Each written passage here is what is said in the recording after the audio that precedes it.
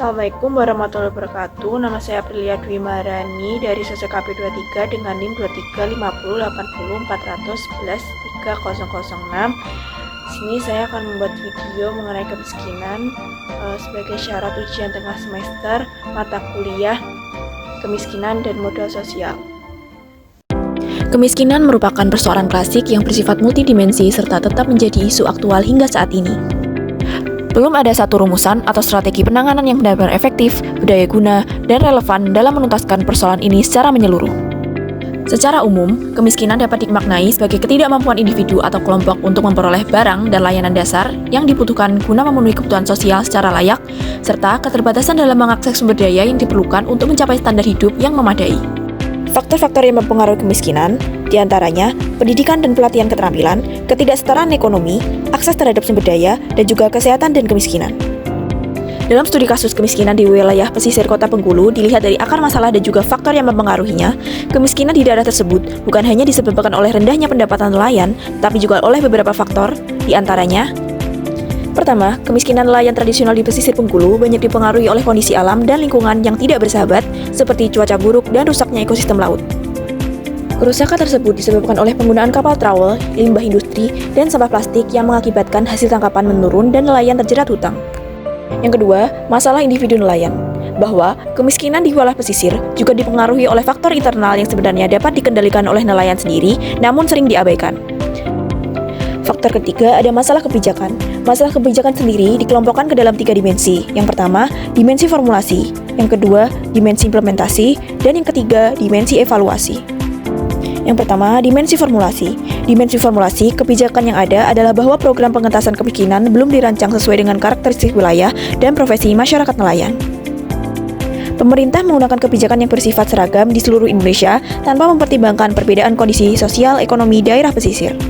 Selain itu, kriteria penerima bantuan yang mewajibkan nelayan memiliki kartu kusuka dan bergabung dalam kelompok nelayan justru menyingkirkan nelayan miskin yang paling membutuhkan. Tujuan kebijakan juga tidak jelas dan tidak terukur, serta substansinya tidak menyentuh aspek psikologis dan motivasi keluarga miskin. Program yang ada hanya berfokus pada kemiskinan kronis, mengabaikan kemiskinan musiman atau transien yang banyak dialami nelayan pesisir.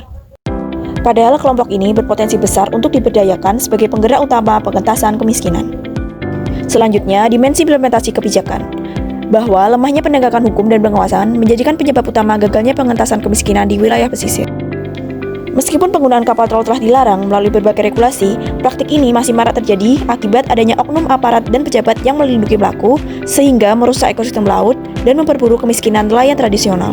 Selain itu, pengawasan yang lemah dan tidak berkelanjutan menyebabkan pelanggaran terus berulang.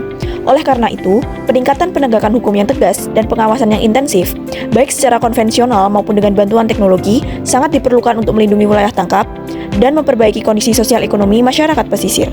Terakhir, dimensi evaluasi kebijakan, bahwa evaluasi terhadap program pengentasan kemiskinan, khususnya di wilayah pesisir seperti Kota Bengkulu, masih sangat minim dan lemah. Hampir tidak ada kajian atau penilaian yang menilai efektivitas program di daerah tersebut, baik oleh akademisi, birokrat, maupun analisis kebijakan. Tanggapan saya terhadap kebijakan pengentasan kemiskinan di wilayah pesisir, khususnya bagi masyarakat nelayan tradisional di Bengkulu, adalah bahwa kebijakan yang ada masih belum tepat sasaran dan belum berpihak sepenuhnya kepada nelayan kecil. Pemerintah cenderung menggunakan pendekatan yang bersifat umum dan seragam tanpa mempertimbangkan perbedaan kondisi sosial, ekonomi, dan geografis masyarakat pesisir. Akibatnya, program bantuan yang seharusnya menjadi solusi justru sering tidak efektif dan menimbulkan kesenjangan baru di lapangan. Selain itu, lemahnya penegakan hukum terhadap praktik ilegal seperti penggunaan kapal trawl, serta minimnya evaluasi dan pengawasan membuat permasalahan kemiskinan di kalangan nelayan terus berulang dari tahun ke tahun. Jika saya menjadi pengambil keputusan atau pemimpin, maka langkah yang akan saya lakukan adalah: yang pertama, merancang kebijakan yang kontekstual dan berbasis lokalitas. Kedua, memperkuat penegakan hukum dan pengawasan laut. Ketiga, memberdayakan nelayan melalui peningkatan kapasitas dan pendidikan.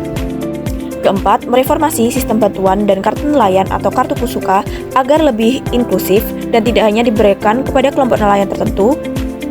Yang terakhir, meningkatkan sistem evaluasi kebijakan yang independen dan berkelanjutan dengan melibatkan akademisi, lembaga riset, dan masyarakat nelayan untuk menilai efektivitas program secara objektif.